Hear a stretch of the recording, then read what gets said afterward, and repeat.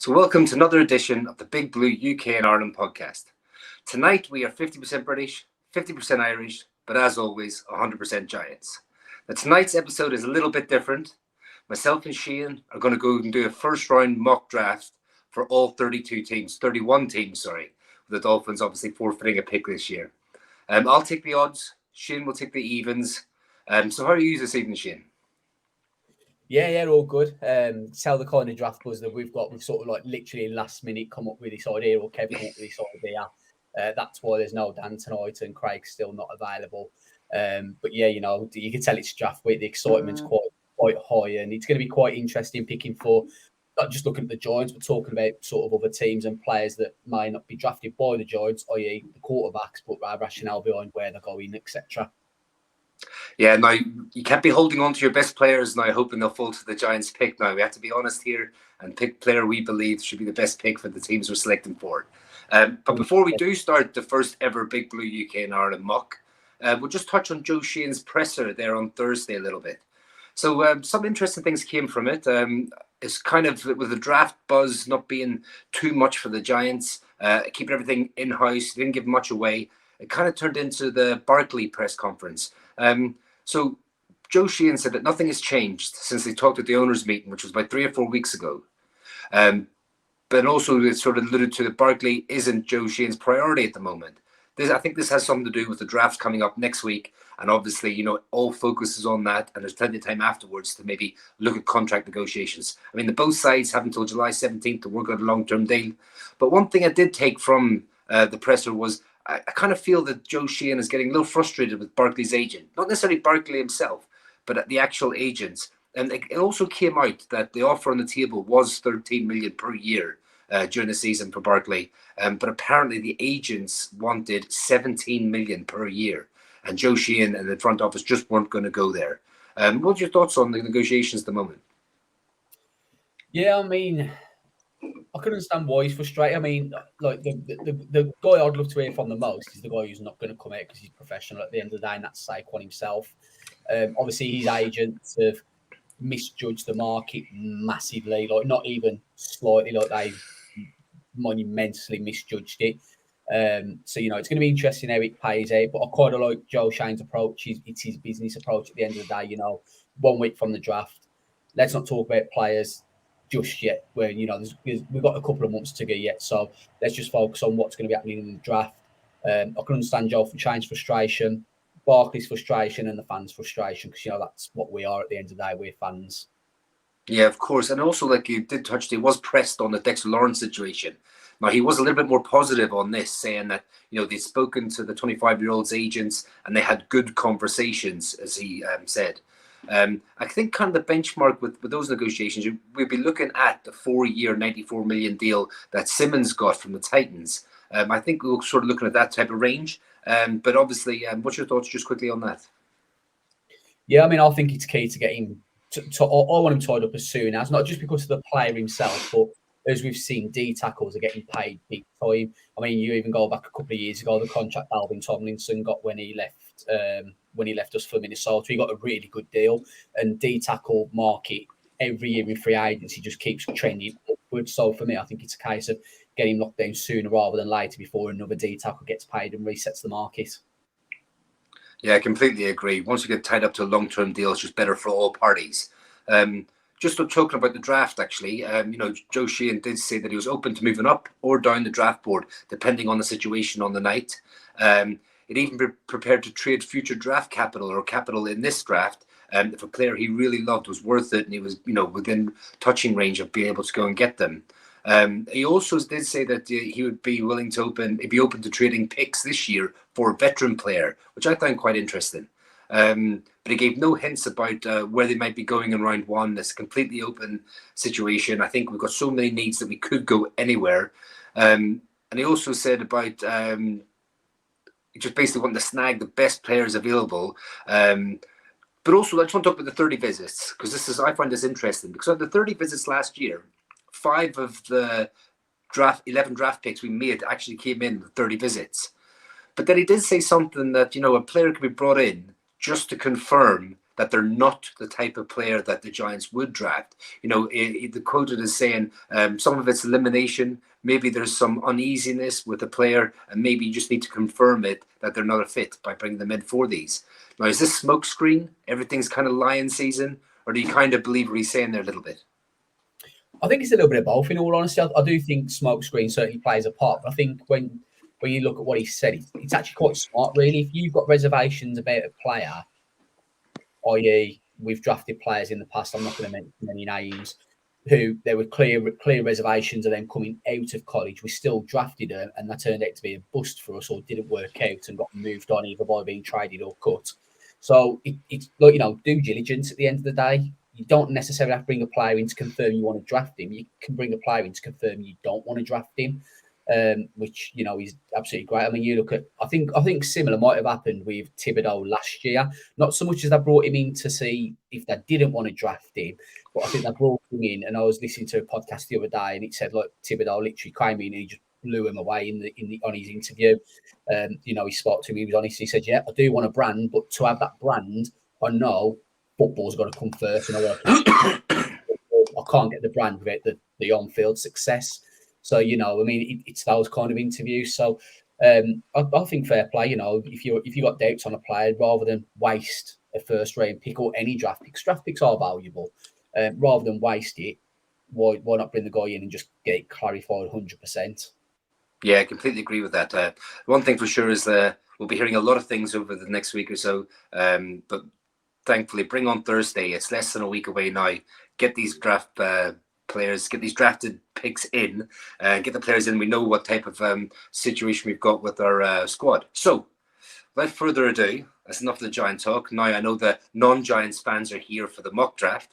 So, without further ado, let's crack on with this mock draft. Now, we're going to use PFF's mock draft simulator, because it's one of the most accurate ones. It's one of the big ones out there. But not that it really matters anyway, because we are making all 32 picks ourselves. And like I said, Shane's going to take the evens and I'm going to take the odds. So I believe that has me on the clock with the Houston Texans. Yeah, it does indeed. So hopefully everyone can see the mock draft, and you can see it as well, Kev. You can see we've got all teams selected, just doing one round. None of this really matters because it's our mock essentially. And we are going to enter the draft, and we'll start it now. And Carolina Panthers are on the clock. So Carolina Panthers are on the clock. So with my pick now, I did release the top 5 QBs a little while ago, and I did have CJ Stroud at the top of the list. Now, going back and reading some more stuff and watching some more film, I've actually changed my tune, and I will be releasing top 5s this week leading up to the draft of all positions on Twitter and other social networks. But without further ado, obviously, I'm going to go Bryce Young now, who is now my number 1 QB for the Carolina Panthers. But they've given up a lot to go from 9 up to 1. And it has to be for a QB. It has to be for a QB they love. And it has to be for a QB who's a difference maker. Now, I've finally gotten over my height issue with QBs.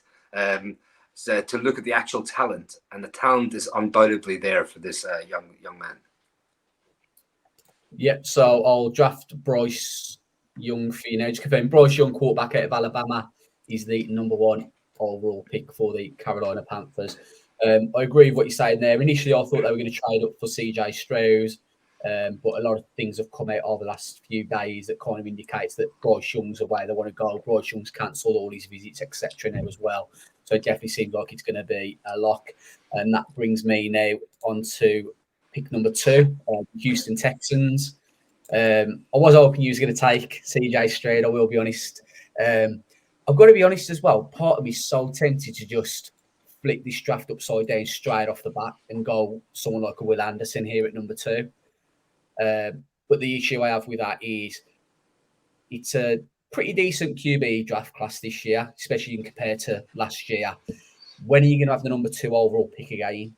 You're taking the chance of either A, having a bad year next year, or B, having to give up capital. I don't believe the Texans have got a first rounder again next year. I don't believe so. I don't think they have, but not 100% sure, so don't quote me on that.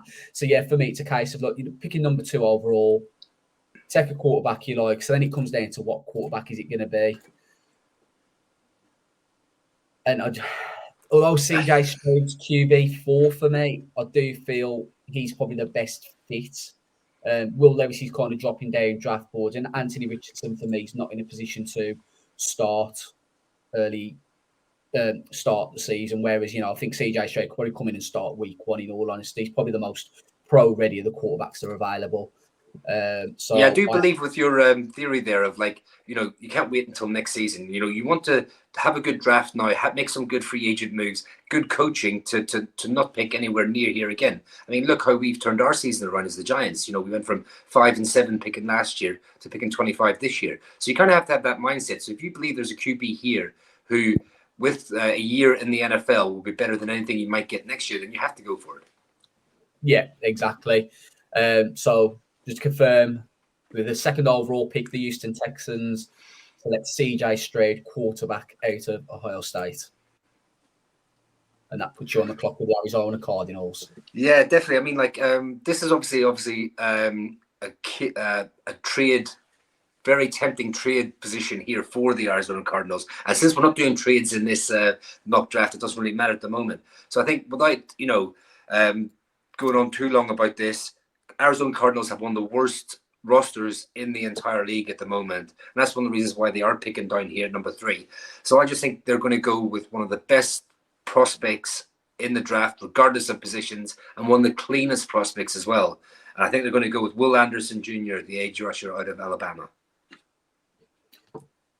Yeah, so third overall pick, Will Anderson. For me, he's probably top of the draft board for me. He's the best prospect in this draft. So yeah, I think it's a great pick, and I think if, like you say, ideal trade down spot, we're not doing trades. So yeah, that's locked in. And now I'm on the clock with the Indianapolis Colts, who I find this a kind of tough spot in all honesty. Where do you go? I mean, they're crying out for a QB, are they? Yeah, exactly. I mean, I don't even know who their QB is locked in to be for the coming season. Has Matty Ice retired officially? He has retired, yes. So, I mean, who's... So who would be next on your top 5 and your QB board? Again, I mean, I've got Will Anderson at QB2, but I think the Indianapolis Colts is a bad landing spot for him. I think the key for Anthony Richardson is that he's got to sit for a little while. No pressure to come in day one and play, and that's why I don't like the fit with the Indianapolis Colts. Now, I do think it'd be a good fit in the sense of some of the weapons he'll have: Jonathan Taylor, Michael Pittman, Quentin Nelson as well. Just to let you know, the current QB penciled in for day 1 starter is Gardner Minshew for the Indianapolis Colts. Yeah, and the thing is, there's no other real positions I kind of value here. I'm going to take Will Levis. You're going to take with the safer prospect, Will Levis over Richardson. Yeah, definitely. Richardson, I like Richardson's talent. Like I say, I think the key to me is not playing at least the first half of the season. So yeah, 4th overall pick, Indianapolis Colts select Will Levis, quarterback out of Kentucky. Good man. I mean, now the Seattle Seahawks are sitting here and they're doing cartwheels now because they think the best player in this draft has fallen to them. One of my best friends, Barry, he's a massive Seahawks fan, and he would absolutely kill me if I didn't make this pick for them now because he loves this player. And that player is Jalen Carter, defensive line, Georgia. Now, everyone talks about as a player, clean, as an absolute prospect, he is dominant. Interior defensive lineman. Coming from that dominant Georgia defense, again, coming off 2 back-to-back national championships. And they're talking about this off-the-field stuff. Now, the off-the-field stuff, we won't get into it here, but, he's sort of explained everything that's happened. Everyone has accepted his version of everything that's happened. So, in my opinion, there isn't really any off-the-field stuff as such. So, I think getting the Seahawks what they think is the best player in the whole draft at number 5 falling to them, I think they'll be delighted with that. Yeah, no, this is 100% a scenario that can play out on the upcoming Thursday night. Probably the biggest question right now, it was which quarterback's going to go number 1 overall. We feel like we know that. For me, the second biggest question is how far is Jalen Carter going to fall? It could. I wouldn't be surprised if the Arizona Cardinals, for instance, took him at number 3 if that stayed there. But I also wouldn't be surprised if the Bears traded out of number 1 and still got Jalen Carter, that could have took at number 1 overall. So here's a quick question for you. Where do you think his limit is, his ceiling? Where do you think he's at, no matter what he's going before this pick? I'd say he doesn't go beyond 10. I think it would hit him to go to the Eagles at 10. The Eagles getting a player like that. I can't see him going past the Bears at 9, to be honest. Yeah, I mean, the thing is, Seattle have got a history of drafting these character concern players. Like I say, the Bears, it might be, they were going to take him at number 1, still get the guy at number 9, and they got all these draft capital, and they got DJ Moore, and likewise with the Eagles. I think the Eagles, in all honesty, my neutral hat on, a bit great landing spot for him. He's going, with the veterans they've got there.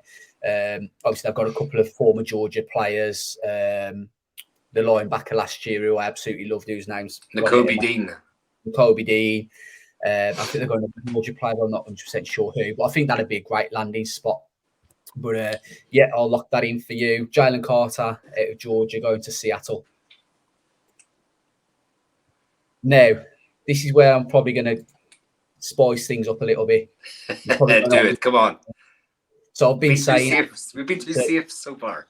Anthony Richardson needs to get to a place where he can sit and no pressure to start week 1, maybe plays week 10, week 12.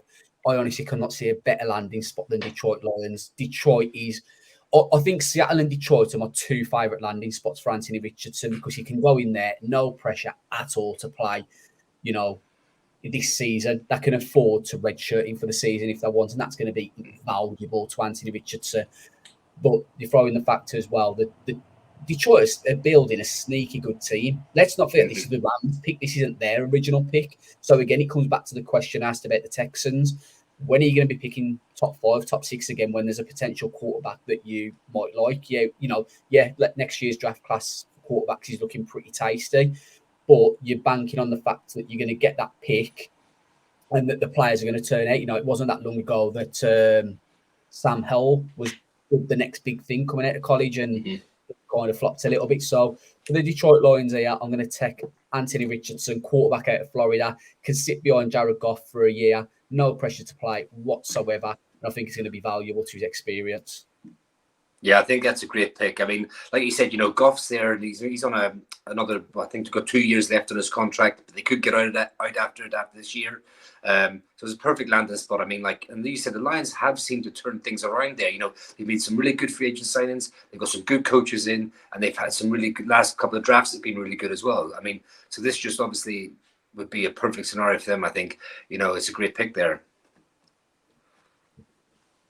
So it's over to you now with the LA Raiders. Right. So the LA Raiders, I kind of I did a mock the other day, and I had Will Levis falling to them here at 7. But obviously with him off the board now, they've got to go look. And, they've got needs like, O-line, D-line, DBs. I think for this pick here, they will go with, my opinion, second best cornerback in this draft, but the sort of the best all-out press man corner, who loves to tackle. He's kind of got like a linebacker mentality and a cornerback body, and that's Devin Witherspoon out of Illinois. Yeah, he's CB1 for me, and I think Devon Witherspoon, he's a great cornerback, and looking forward to seeing him in the league. And I think Raiders would be disappointed here that the quarterbacks have all gone, but they're still getting a player who is comfortably one of the top 10 players in this draft for me. So up next, I've got the Atlanta Falcons. There's kind of 2 ways I'm tempted to go here. I could go cornerback, so I could take Christian Gonzalez, but I'm going to take an edge player. Oh, so Falcons are awful getting to the QB. I think they had I think that was in the top 5 for the least amount of sacks last season. So now it becomes the question of which edge do you go for? Now, I personally have got Lucas Van Ness as edge 2. I love Lucas Van Ness. I'm a proper Lucas Van Ness guy. He's one of those, my guys. Me and you had a conversation the other day.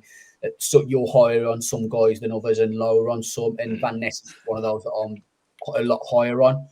But I'm going to have him taking Tyree Wilson here. I think he's probably got a higher ceiling than what Lucas Van Ness has. So yeah, I'm going to take Tyree Wilson at Texas Tech for the Falcons. Yeah, I love that pick. I've got Tyree Wilson as my number 2 edge rusher behind Will Anderson.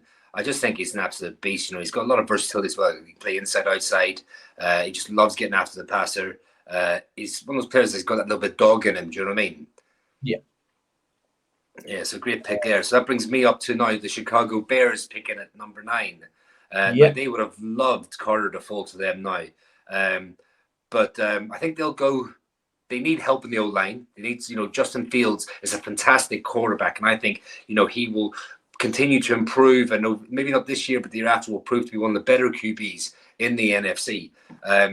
So I think they will want to protect him, and they will go for one of the best tackles in the draft. I think they'll go for a local lad, and I think they'll go for Peter Skoronski out of Northwestern.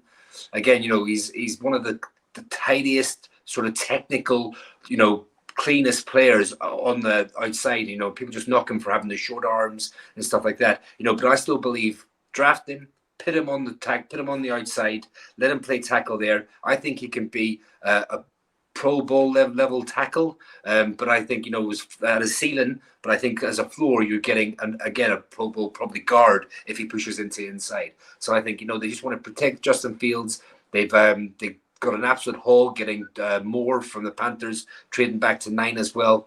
So just continue to draft good players, protect the QB, and get this offense going. Yeah, I love that pick. Swansea for me is my OT1. And I think, if you look at the Bears, they're doing it the right way. They've got their quarterback. They made a trade back this year and they got him a weapon. And now they're kind of getting him some protection. So, they talk about the key things you want for your quarterback. You want protection and you want a weapon. And they've got that. The trade DJ Moore now, Peter Skoronski. So that puts me up to number 10 with the Dirty Birds, Philadelphia Eagles. Kicker. Just picking the kicker. Yeah. This is one of these where that could go a number of ways. I mean, the need here apparently is wide receiver. I'm not going to be taking a wide receiver here. Don't get me wrong. Imagine pairing Devontae Smith, AJ Brown, and then throwing in someone like Jackson Smith and Jigba or something. That you wouldn't want to face that twice a year as a Giants fan at all. But I'm going to get them some trench help, and it's do I go O-line or do I go D-line? It's how they've how Roseman's kind of built success over the recent years, isn't it? By just keep reinvesting like early draft capital into the offensive line, into the defensive line. Someone wants to get paid, and you can't afford to pay them. You let them walk, but you drafted someone the year before just to come in and take the position. So he's always replenishing those trenches. Yeah, exactly. I mean, I don't want to go tackle. In all honesty, this is actually a hard pick. I thought I knew who I was going to take, and now I've just had a kind of thought, and I think I'm going to go a different route. So I'm not going to go the trenches. Obviously, they've got good cornerbacks. They've got aging cornerbacks. They've brought them back on 1-year deals, and Christian Gonzalez is sitting there at number 10. I just think that's too good a value to pick up. I did want to go for. I was planning on going for an edge guy here, in all honesty, but the way the boards fell, as I say, they've got James Bradbury back and they've got Darius Slay back, but they're both kind of 29, 30 years old, maybe 31 for Darius Slay. So, they're not getting younger. And I think when you've got a talent like Christian Gonzalez available, I think it just makes the most sense for me personally. So, yeah, although cornerback's not there at all, I'm going to take and having Christian Gonzalez, the cornerback out of Oregon. Yeah, I think I would have gone that pick for them as well. Like you said, both cornerbacks they have currently are both over 30, both sort of like coming to the end of their deals as well. So I sort of hate the pick because Aya Gonzalez is my number one cornerback. So I just believe he's the best all-round cornerback. I mean, he was so good in Colorado, and then he transferred over to Oregon as well, and just showed, he's tall. I think, was he 6'2" or something, or 6'1"? He's a tall, big, physical corner and can play man and zone, like I said. So I think, it's a really good pick for them there. So that brings me to the Titans here, picking at number 11. And I think they have a few needs. What needs do they have at the moment? So according to PFF, they've got wide receiver and defensive line. You see, but I love the look of an edge for them. I think someone like, I think for them here, I'm going to go with Miles Murphy out of Clemson. I think he's up and down. You never know where he is with on people's boards. I think he's just a really good, again, solid 4-3 defensive end. Can play a little bit inside on all of his passing downs as well. I think he didn't have the greatest stats in the world this past year, but I think over his time in Clemson, he's shown to be a very productive player, and I think they'd love him down there. Yeah, so just confirming that's going to be Miles Murphy going to the Titans. That's it. Feel pressure making sure I make the right pick and everything. Yeah. So I'm absolutely buzzing with that because I was really worried you're going to take the guy I really want to take here for the Texans. So a little while ago, we spoke about the Chicago Bears. You get your quarterback. Texans have done that in this draft. You get your protection. They've already got Larry Tunsil. So now what do you need? You need a weapon. Now, Texans haven't got too many bad wide receivers. Obviously, they've got John Mechie, who I kind of liked out of Alabama. He just had a bit of a medical history. I also like Nico Collins. I really do. But for me, that still need an upgrade in wide receiver. Obviously, Brandon Cooks has now gone. He's no longer in Houston. He's on to about his 20th team. So I'm going to have him taking a wide receiver. Now, the question here is going to be, what wide receiver is it going to be? You could speak to 5 people and you'll probably get 5 different wide receiver ones. Quinton Johnson would actually be a good fit for them, that big-bodied wide receiver on the outside. But I can't pass my guy up, JSN. You love a bit of JSN. Yeah, I'm a massive JSN fan. He's wide receiver one for me. He has been since day one. He had his injuries last year. He had his hamstring and he missed some time.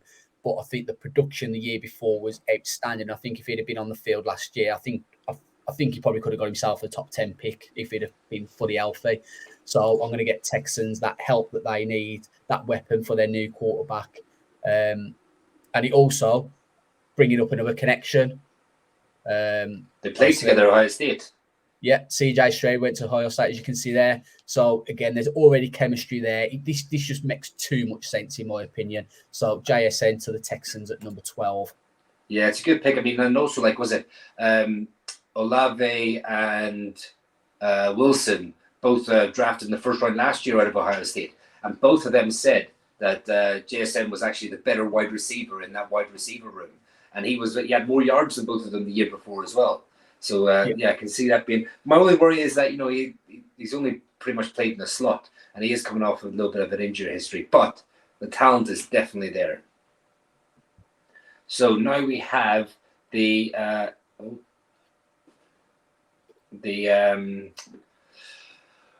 Jets now, and the Jets are looking for O-line help, I think. I think they're going to go with someone who I think is...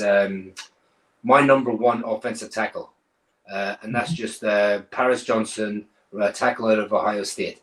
I just think they want to shore up that offensive line, especially with a certain QB from Wisconsin maybe making his way over at some point. And I do think this pick will stay with Jets as well while we're talking about it. I think they'll work out a deal where they might get a second round this year, give it to the Packers, and then some sort of conditional pick next year. Yeah, so Paris Johnson Jr. out of Ohio State, back-to-back Ohio State guys, and that's 3 in the first 13 picks. So, they're just turning out the talent at the minute, Ohio State are. So that leads us on to pick 14, and myself with the New England Patriots. Now, I find it quite surprising it's got QB as a need for them. I know they've got Mac Jones. Could you upgrade on Mac Jones? Yeah, but I think it's a little bit too soon to give up on that at the minute.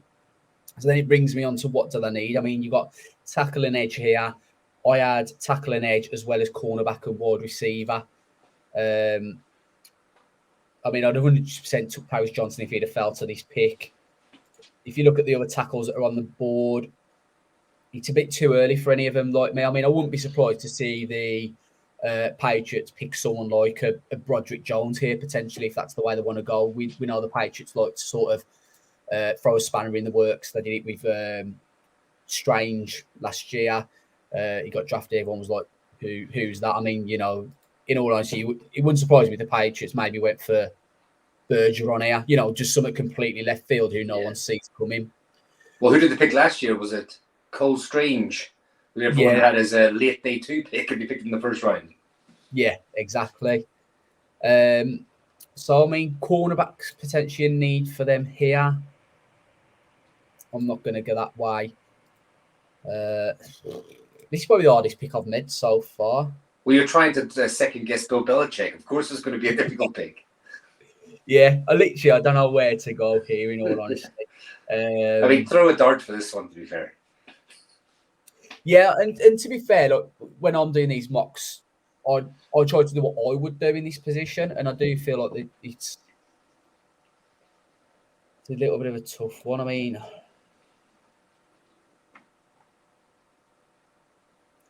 it's going to be a reach. I'm going to take Darnell Wright. I think they probably need tackle help more than anywhere else. Yeah. I'll be amazed if this pick is correct, but yeah, I'm going to take Darnell Wright out of Tennessee, whose draft stock has kind of risen during these last few weeks, in all honesty. Yeah, definitely has. I have him in my top 5 as a tackle. I think, yeah, he's a very good prospect, all round, very good in the run, very good in the pass. It's a decent pick there. So now it's me up with the Aaron Rodgers-less Packers. Yeah. Now, I think Jordan Love is going to be given the reins this year. So I think the way I'm going to go now, I could go a couple of ways with the Packers pick here. But I think I'm going to ask you a question, Shane. What is a QB's best friend? What can you give a QB to sort of help him get going and just keep the chains moving and keep getting first downs? Tight end. I'll tell you what the answer is. The answer is tight end, my friend. And I wonder which tight end Kev might be going for here. You've got you know, a few. I mean, Penn State have got a good one at tight end this year. Now Washington. No, my friend. I think you know where I'm going. I'm going with one of the beasts of the draft. I'm going to go with Michael Mayer, Notre Dame tight end. You know, everyone knows how much I love this guy. I mean, I've wanted the Giants to draft him 3 years ago when he was a freshman at Notre Dame. He's just, you know, he's 6'4", 255 pounds, just catches everything. Yes, he's not explosive like a Dalton Kincaid, but a Dalton Kincaid is a big wide receiver in my opinion. Whereas Michael Mayer is a traditional tight end, lines up in the Y, lines up next to the tackle, good in the run game. Not the best blocker, but definitely a good blocker, and he catches everything. So a massive catch radius. So if you want to get the run game going, you know, he can block in the run game. And if you want to get the pass game going, you know, he's able to get first downs. You know, just he's outstanding in his time in Notre Dame. And I just think it would be good to give someone like Jordan Love, who's going to start his first proper season in the NFL, sort of that security blanket in his tight end. Yeah, I mean, I know Dalton Kincaid's been getting quite a lot of traction pretty much since the combine, and a lot of people have suddenly got Dalton Kincaid as their tight end one, but for me, it's still Michael Mayer. I do like Dalton Kincaid. I think he's going to be great in the league, in all honesty. But yeah, I've still got the Michael Mayer at tight end at Notre Dame. Sorry. So that brings us on to pick 16. There you look at Washington's needs: QB, guard, center, linebacker. I had notes for cornerback and O-line. And I'm going to take a guy who kind of seems to have slipped under the radar a little bit. I'm going to go interior O-line. It's going to be Osiris Torrance out of Florida.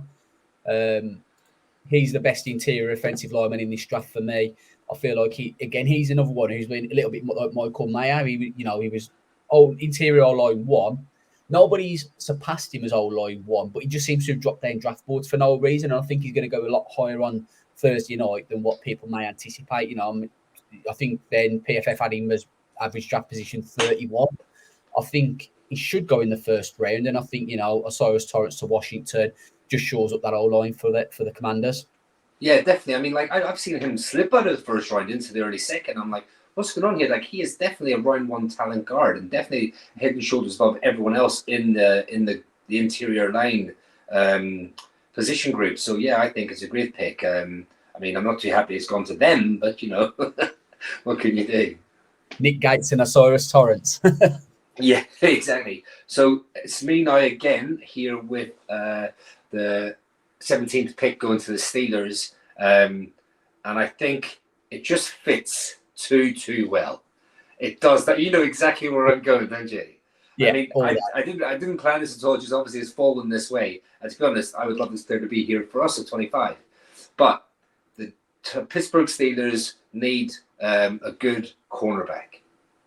And there is Joey Porter Jr.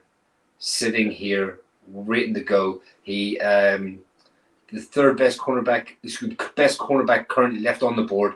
And we all know, who does his Joey Porter Sr. play for, out of curiosity, Shane?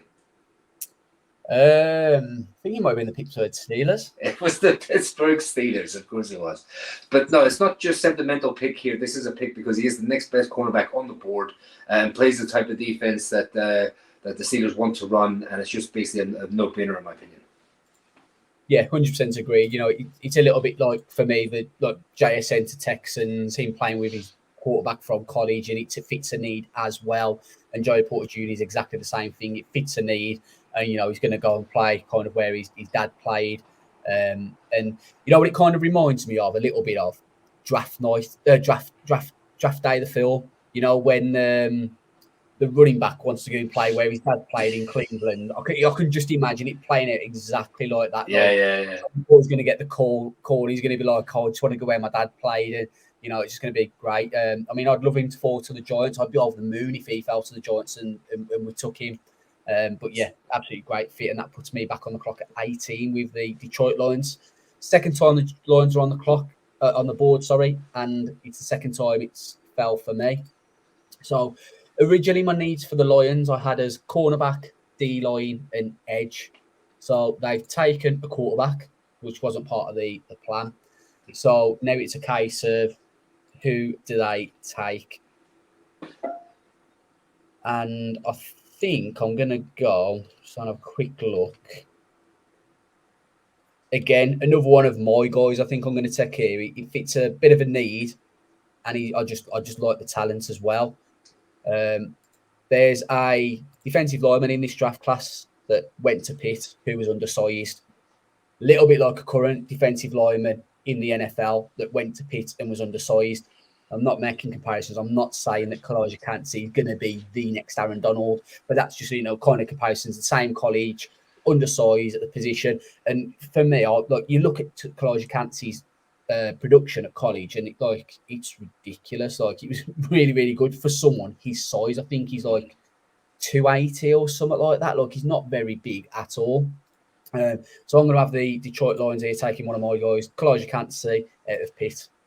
Yeah, it's a good pick. He's absolutely explosive, isn't he? I mean, some might see him as more of a 3-4 defensive end, but he can definitely push inside and play outside. He is versatile. So, and he was one of the darlings of the combine, wasn't he? Yeah, he was indeed. Right, so pick 19 and the Buccaneers for you now. Yeah, so pick 19. Right, so I've gone all over the place here. And I think I was very, very tempted to go QB. I was thinking, obviously Tom Brady's left. I mean, they've got Baker Mayfield down there as a starter now. So I was definitely going to go QB here. Hendon Hooker, who I do believe is a first-round talent. I know the age; he's already 25. I know the injury history. He missed most of this last season.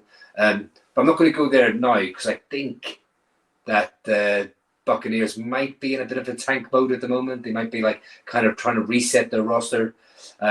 So I'm going to give them an interior defensive lineman, an absolute just basically monster in the middle. He plugs up, takes on two blockers. Like he just causes disruption in the middle, and I think he's overlooked a little bit. Don't particularly like the college, being a Notre Dame fan myself, but I'm going to give them Mazzy Smith out of Michigan. Yeah, I really like Mazzy Smith. For me, like you're pairing him next to Vita Vea, that's two big boys that you've got there. I think I got Mazzy Smith as my D tackle 4. I think he's off the top of my head. And yeah, I'm probably higher on him again than what a lot of people tend to be. I do think there's sort of some good depth at D tackle. Keanu Benton as well as another one that I do really like. But yeah, Mazzy Smith is a great pick for the Buccaneers, and as I say, you're pairing him with Vita Vea, and you got two big hog mollies, as the former GM used to say there in the trench. So up now is the Seattle Seahawks. You picked for them earlier on, and you took Jalen Carter, D-line. Now, I could go a number of ways here. Again, this is another one, a little bit too soon, but Hendon Hooker potentially. Geno Smith. Yeah, he was the comeback player of the year, questionably, but what kind of year is he going to have this year? They're going to maybe want to be keeping an eye on them quarterbacks, but a little bit too soon for Hendon Hooker. So I'm going to get him more help in the trenches. Now, if I look at the O-line, for instance, I don't mind Anton Harrison, but obviously they took two great tackles last year in Abraham Lucas, who I was massive on as a right tackle, and they took Charles Cross. So I'm not going to be going for an offensive tackle. Interior O-line's not there either. So I'm going to get him an edge rusher. I think they need to improve getting to the quarterback a little bit more. And I'm going to go for Lucas Van Ness. Like I say, he's my edge too. I just like him most out of who is available here right now. And I just think he'd be a great fit in kind of what Seattle like to do when they're rushing the QB. Yeah, nice pick there. I do like him. A lot of people like saying, "Oh, but he wasn't a starter. He wasn't a starter." But it's kind of weird now, weren't they? They sort of had starters on seniority, so their seniors would be the starters. Although Lucas Van Ness had more snaps than the technical starters, he wasn't actually considered a starter there. But I definitely think he's someone who's got his best football ahead of him. Yeah, definitely. And I kind of get a little bit TJ Watt vibes from him, to be honest with you, like TJ Watt light, so to speak. Mm-hmm. Yeah, he's definitely shown flashes of that, hasn't he? Yeah, definitely. So we're at pick 21 now, yourself with the Chargers. With the Chargers. Now, the Chargers here, I think, go with the second best tight end in this class, and that's Dalton Kincaid out of Utah. And I think, another weapon for Herbert.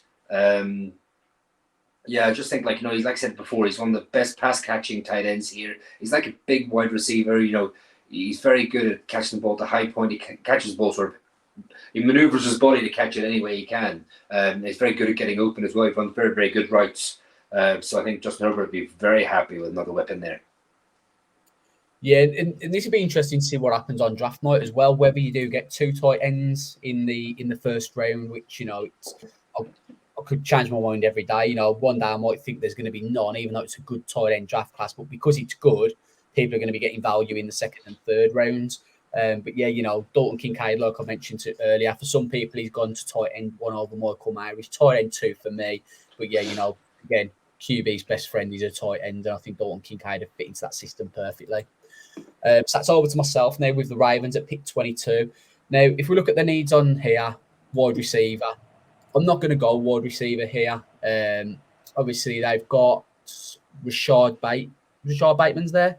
Yeah. And obviously, they've signed OBJ as well.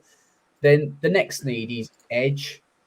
But I think a lot of people tend to forget last year, the Ravens took David Ajabo, who missed the entire year, and he's going to be coming back this year. Now, granted, he's coming back from an injury, and what kind of Ajabo we're going to get back. But if he's anywhere near what he was in college, that it's like having an extra first rounder this year, essentially. So I'm going to go for cornerback here. And the one I'm going to go for, who stands out the most to me, is Deontay Banks. I'm a massive Deontay Banks guy. in all honesty, I could probably toss a coin for Banks or Forbes, and Banks probably just edges it purely down to his size more than anything else. So I'm going to have the Ravens taking Deontay Banks out of Maryland. Deontay Banks, that's a good pick. So, yeah, I like Deontay Banks. I was kind of hoping he'd be there for the Giants, to be honest. Because as you know, I'm not a huge fan of Forbes. I know a lot of people are high on him and think he's a first-round player. I think he's more of a second-round player, to be honest. But anyway, moving on to the Vikings. Now, the Vikings, how long do you think they're going to keep the Kirk Cousins bandwagon going? It's probably already got on too long as it is. It's gone on too long as it is, like you said, shit. So here, it's going to go on one more year is what I'm telling you it's going to do, because here, I'm going to have the Vikings taking Hendon Hooker, quarterback out of Tennessee. Now, I think this, like the negatives about him, right? So it's the injuries, coming off a bad injury. Also, yes, he just turned 25, so there's going to be a 25-year-old rookie. But as we know in the NFL, the quarterback position is one of the few positions at like center that you can play well into your 30s. So it's being 25 isn't too much of an issue for me. I think you're a bit more mature. You have a bit more command of the offense. You might earn a little bit more respect going in there. He put up serious numbers with Jalen Hylett and Tillman as wide receivers. And some people think that the offense was a little gimmicky there in Tennessee. It sort of schemed people open as opposed to his talent. But, he still had to put the ball in the hands. He still had to, make those passes. I think he's not electric with his feet, but he definitely can, maneuver the pocket and get out of the pocket and make up the hard yards. So I just think, the Vikings have finally decided, thank you, Kurt, for all you've done, but we're going to draft our new QB here. Yeah, Hendon Hooker out of Tennessee is for Minnesota. I do like that pick. I was reading the other day, I can't remember it was on Twitter, but I was saying, the floor for Hendon Hooker could be sort of around about pick 26, 28. He could sneak into that first round. I really felt sorry for him, to be honest, when he got his injury, because his production at college was great and he looked like he was going to be firing again this year until he got the injury. I do genuinely hope he comes back and, can bounce back from his injury and show maybe why he should have been a top 5 pick, not just a top 5 QB, but why he could have potentially been a top 5 pick. Yeah, so that brings me on to pick 24 with the Jaguars, or the Jaguars, as they like to call them out in America. Yeah. There's a couple of ways I'm tempted to go here, in all honesty. What needs have they got? Talk to me about what type of needs the Jags have got. The Jags have turned things around. How well have they done with their draft picks and free agent signings? I know they're trying to get a long-term deal done at the moment with our friend Easy Ingram, Evan Ingram. But so where do you see the needs here? Yeah, so I mean, look, the needs according to PFF is interior O-line, guard and centre, edge and DB. I had their needs as cornerback, offensive tackle, because obviously they lost Jawan Taylor. But I just... This is an interesting conversation I have in my own head. Literally most days I'm driving to work. And I always think to myself, it's a deep cornerback class. So would I rather take a cornerback early and get quite an elite talent, or not an elite, but, really, really good starter? Or would I rather take another position that's maybe not as good and get better depth, like in rounds 2 and 3? And I kind of find myself at this position with the Jags right now, to be honest. It is difficult though, because there is depth in the quarterback position, but there's like a lot of depth up top, and I think teams will see that and pick that early, and we will see a lot of cornerbacks. We might see 5-6 cornerbacks going off in the first round. Yeah, exactly. So I think I was going to go a certain way, but I'm actually going to go a different way now. I've changed my mind last second. So I was going to go for Emmanuel Forbes, the cornerback, but if anyone listened to our last episode when we spoke about a certain safety from Alabama, Brian Branch, can play safety, which is a bit of a need for Jags as well. But also he can play that nickel, which again fits a need. So he's got that little bit of versatility. So I'm gonna have Brian Branch going here to the Jags at number 24 overall. Yeah, nice pick. Such a good player, such a clever player. Like you said, plays all back in free safety, strong safety, plays in the nickel as well, can call the defense. Yeah, I mean, usually safety, as we know, you get good safeties out of Alabama. Yeah, exactly. So yeah, I think it'd be a great fit. Like I say, versatility, play the backfield, or you can move up closer to the line if need be and play nickel. So, just out of curiosity, I had a hot take, didn't I, on one of the podcasts recently? Do you remember what that was? Which pod was it? Is it the one with Brian? I'm not sure. No, I think it's one where we were all together. Basically, if you don't remember, I said that only one wide receiver would be off the board before our pick, and we'd have the pick of the rest. Yeah. And is that the case now? Has there only been one wide receiver drafted? Believe so. Thingy, JSN. JSN. I mean, as we're looking now, there's a lot of players here. I mean, like I said, Giants. We've got an okay roster at the moment, but we've got a lot of holes sort of everywhere. So every position is good here. I mean, like all the wide receivers are there. Quentin Johnson, Zay Flowers, Addison. You've got edge rushers like was it Nolan Smith, Will McDonald, interior linemen like Brian Bresee. There's a lot of players here. I mean, cornerback as well. I mean, I wouldn't go forwards, but I would definitely think about someone like Cam Smith or Stevenson, who I love. Who everyone says like is a second round pick, but I think Stevenson might actually sneak into the first. But I think we have to address the wide receiver position here. And with all the players on the board pretty much, and we've met with all these big players. They've been in for 30 visits. We've been to their pro days. We've met them before the pro days. Now, I don't want to upset you because I know you and your feeling about TCU wide receivers. My top five, I do have Quentin Johnson as my number one wide receiver. But for this pick, I'm going to go with a wide receiver that I think is the best route runner in this draft. I think he's just catches the ball so cleanly, just finds ways to get open, and he's proven it with two different colleges. And I'm going to pick Jordan Addison of the USC, who kind of made his name at Pitt the year before with the glove quarterback. What's his name? Kenny Pickett. Kenny Pickett, yeah.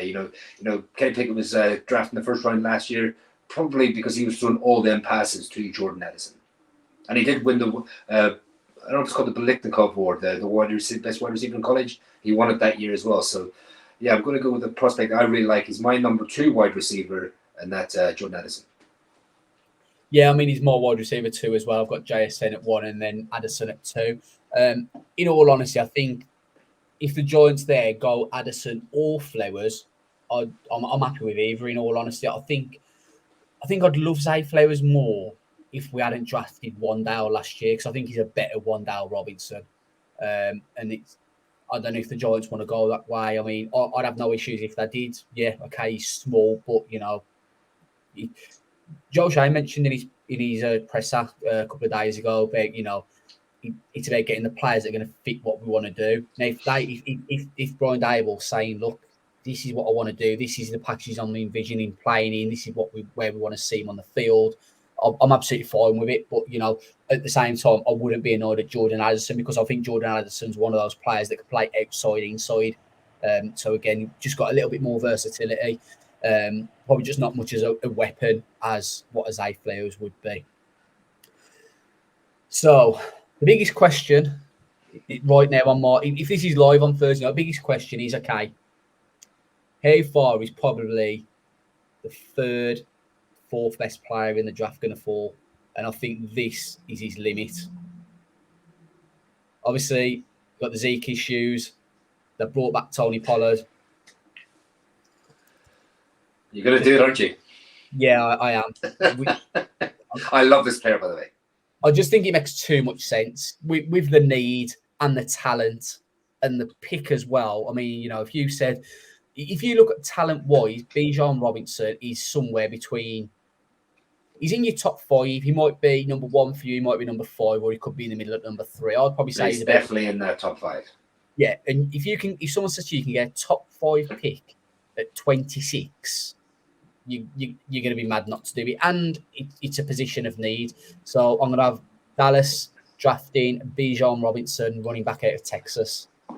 And it's one of those things, you're getting a premier player at a very important position for a rookie contract, 5-year cost-controlled contract.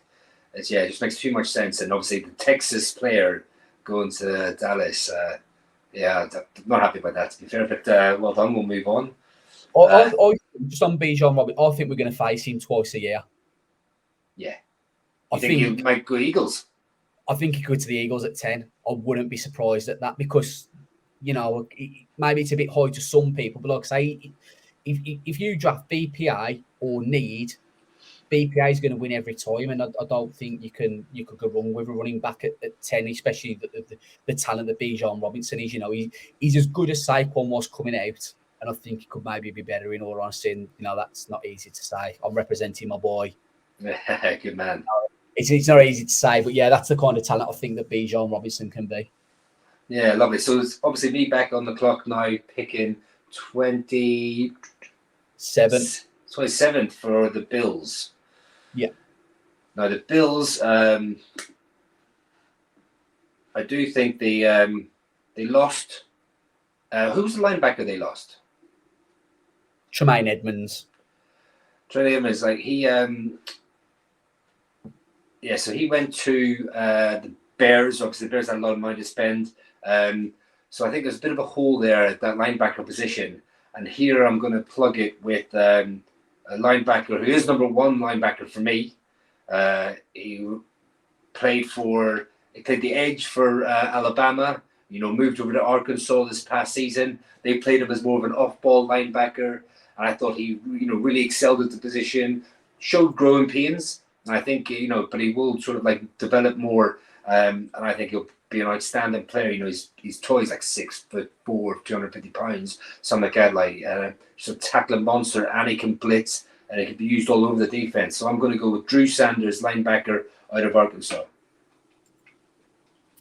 Yeah, great pick. I mean, we spoke about Drew Sanders, I think it was a couple of nights ago, and I said he kind of gives me Micah Parsons-like vibes. I'm not saying he's Micah Parsons by any means, but, he's got that versatility. And like I say, he's a blitzing linebacker all day. And I've got to be honest, he's a pick that if the Giants decided to take him, I wouldn't be overly annoyed at it, in all honesty. So, pick 28, the Bengals. So, the Bengals will be quite disappointed in real life here. Tight ends are off the board that they'd probably want, in all honesty. I don't think there's a third tight end worth taking now. I know Darnell Washington's going up people's boards, but it's probably a little bit too rich here. So then it becomes, what do they need next? And I've got offensive tackle or cornerback.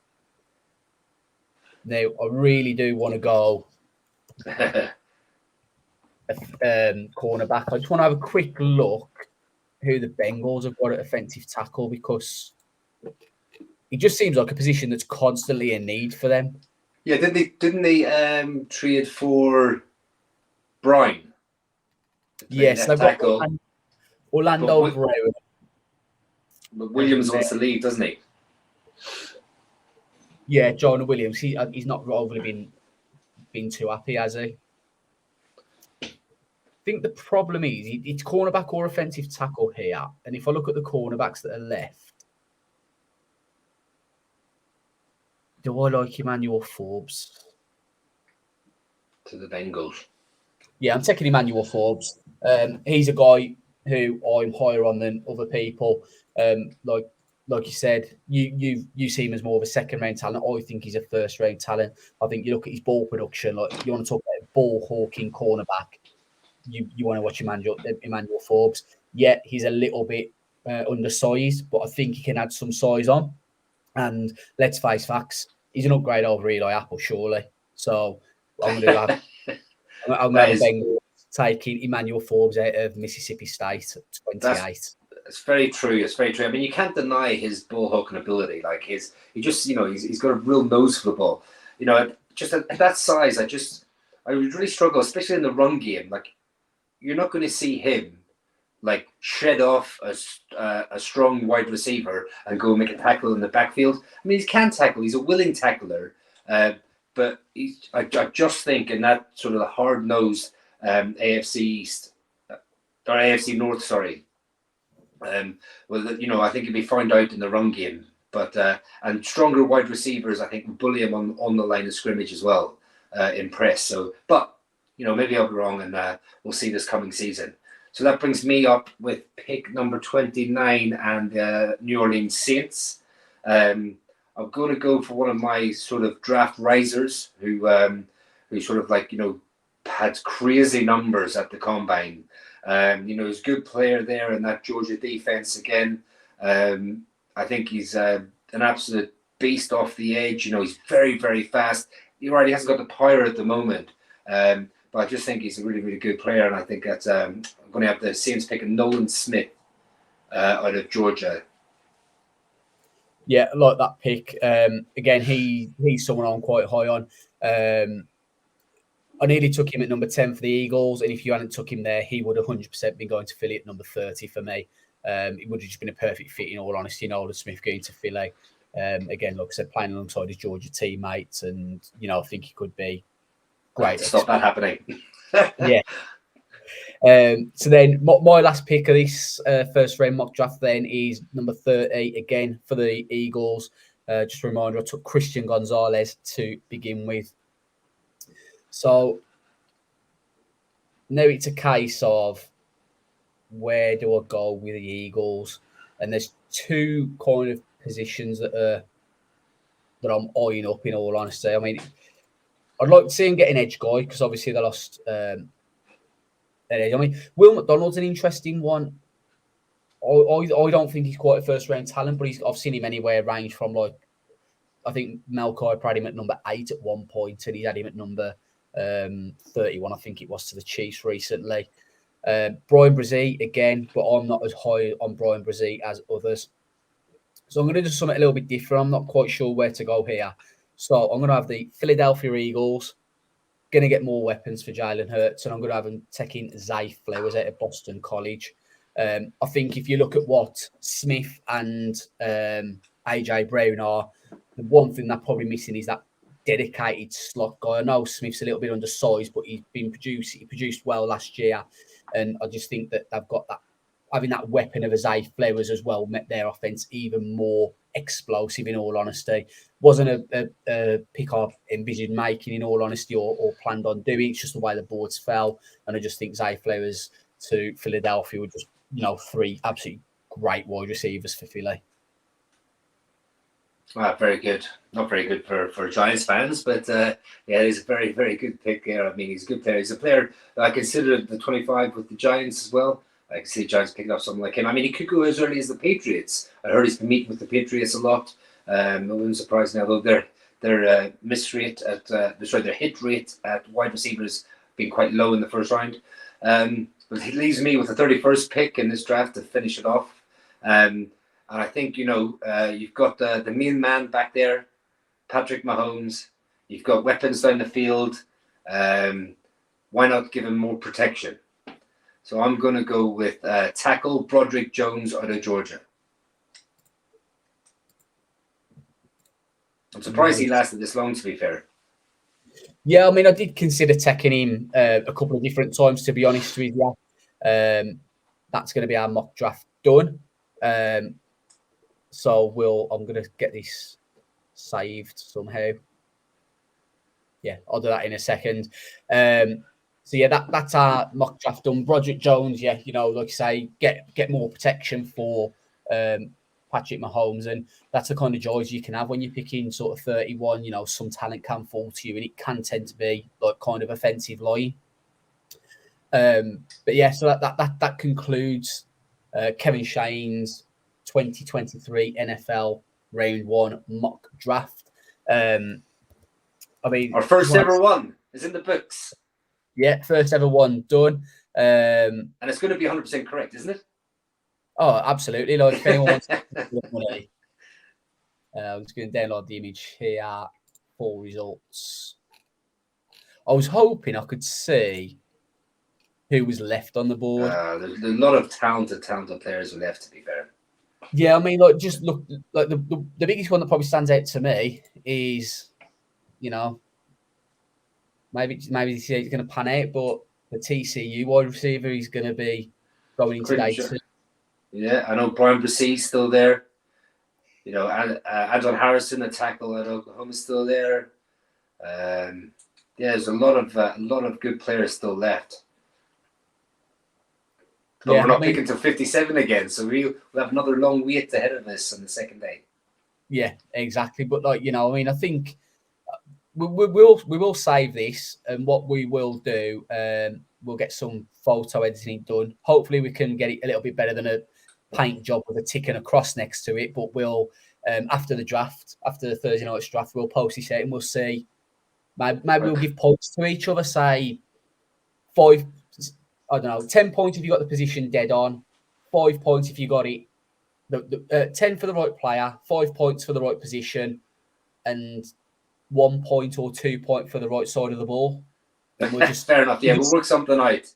We'll work something out just to sort of see which of us was closest as well. And you know, it's all a little bit of fun. But if anyone's wondering, this is like completely ad hoc, just done now.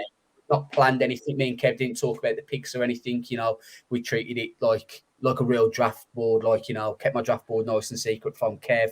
And like, you know, it's just the way it turns out. You might not agree with some of these. If you don't agree with us, let us know. If you want to do your own round one mock and send it to us, and we'll retweet it and share it, etc. Then, you know, even better.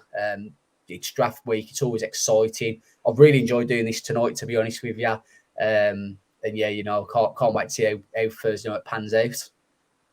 Yeah, same. It's going to be exciting times. You know, there's a lot of rumours going around, but you know, bring on Thursday night. We'll sit down.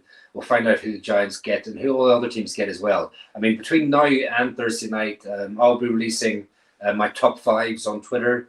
We'll get some graphics out for that, and you can kind of like follow along with of my top fives. But just want to say thank you all for tuning in, listening, watching on YouTube. You know, we are, you'll find us at Big Blue UK IRL, all podcast platforms, YouTube, Twitter. Come and, you know, interact with us on Twitter, you know, and over at the Facebook group, the New York Giants UK fans over on Facebook as well. Shane, it's been a pleasure doing this with you this evening. I thought we did pretty well. I thought, you know, we made some sensible picks. We made some picks that might be considered a little bit risque. But all in all, I thought, you know, we did a good job and it was really good fun, mate.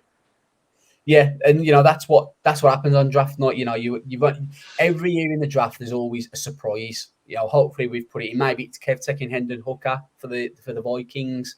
You know, it's I don't know, Emmanuel Forbes for me. You know, it always happens on draft night. There's always a surprise pick. There's always shock players that fall for various reasons, whether it's fit, scheme, off the field issues, injury concerns. There's always a player that falls as well. So, you know, like I said, if people want to have a go at doing it themselves, then sort of ping it to us. And I just want to lastly apologise for no intro or outro music today. Like I say, this episode was literally like, I think, was it yesterday we decided to do it? So like that's how short notice it has been. Like, you know, 24 hours later we decided to do it. But yeah, been really enjoyed it. And you know, I love talking college stuff with Kev because he's someone who's got the passion and the dedication and the interest in it that I've got. And, you know, this has been amazing. So look forward to doing the same hopefully next year. Yeah, fantastic. So thank you all for tuning in, listening, watching on YouTube again. And we'll catch you next time.